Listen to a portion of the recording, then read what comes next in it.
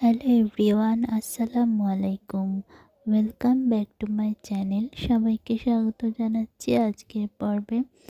আজকে শবে বরাতে স্পেশাল ডিম সুজির হালুয়া তৈরি করে দেখাচ্ছি। হালকা কুসুম গরম পানি নিয়ে নিচ্ছি 1.5 কাপ পরিমাণ, দিয়ে দিচ্ছি 1/2 কাপ গুঁড়া দুধ। তারপরে হ্যান্ড হুইস্কের সাহায্যে দুধটা পানির সাথে ভালোভাবে মিক্স করে নিচ্ছি।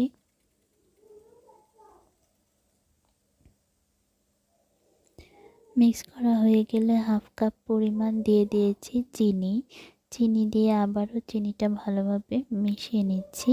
এখন আমি দিয়ে দিচ্ছি 2টা ডিম দিয়ে ভালোভাবে মিশিয়ে নিচ্ছি।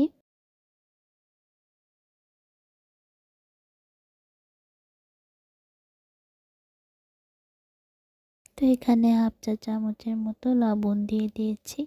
তারপরে ভালোভাবে মিক্স করে একটা সাইডে আমি সরিয়ে রাখছি।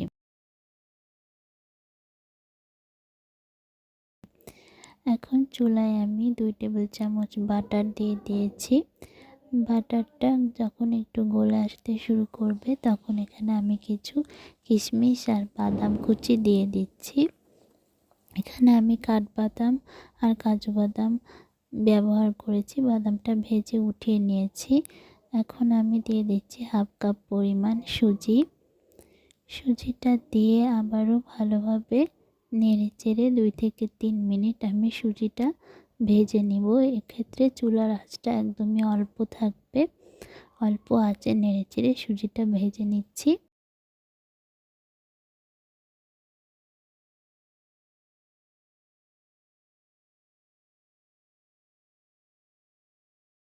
তো সুজিটা এই পর্যায়ে ভাজা হয়ে গিয়েছে। এখন আমি দুধ আর ডিমের মিশ্রণটা দিয়ে এখানে অনবরত নেড়েচেড়ে নিতে হবে।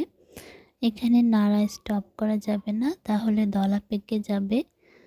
অনবরত নেড়ে আমি মিশিয়ে নিচ্ছি।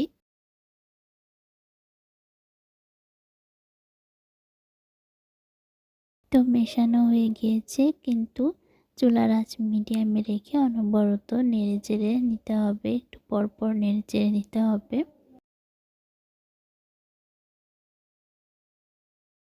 নাড়তে নাড়তে এ পর্যায়ে একটু ঘন হয়ে এসেছে। এখন আমি এলাচের গুঁড়া দিয়ে দিচ্ছি।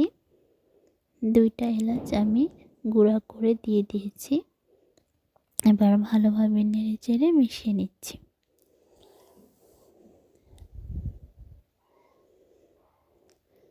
তো মেশানো হয়ে গিয়েছে, আর একটু শক্ত হয়ে এসেছে। এখন আমি আরও 3 টেবিল চামচ বাটার দিয়ে দিয়েছি।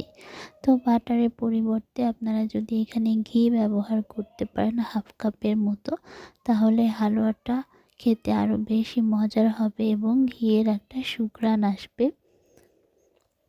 তো নেড়েচেড়ে আমি ঘিটা ভালোভাবে মিশিয়ে নিচ্ছি।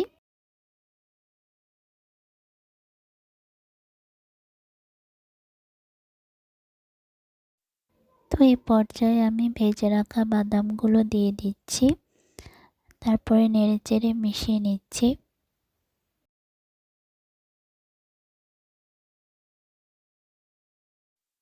তো হালুয়াটা এই পর্যায়ে প্যানের গা ছেড়ে দিয়েছে। এখন আমি নামিয়ে নিচ্ছি। একটি প্লেটে আমি বাটার ব্রাশ করে ঘিয়ে হালুয়ার মিশ্রণটা ঢেলে নিয়েছি এবং স্প্যাচুলার সাহায্যে এভাবে চেপে চেপে সমান করে দিচ্ছি। এখন উপর থেকে একটু কাজু বাদাম দিয়ে আমি সাজিয়ে নিচ্ছি। হালুয়াটা কিছুটা ঠান্ডা হয়ে আসলে এভাবে চারকোনা বা বরফি আকারে আপনারা কেটে নিতে পারেন।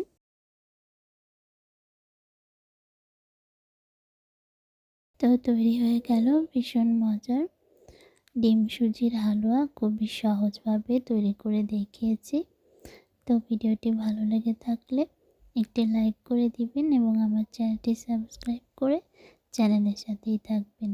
সবাই খুব বেশি ভালো থাকবেন। আল্লাহ হাফেজ।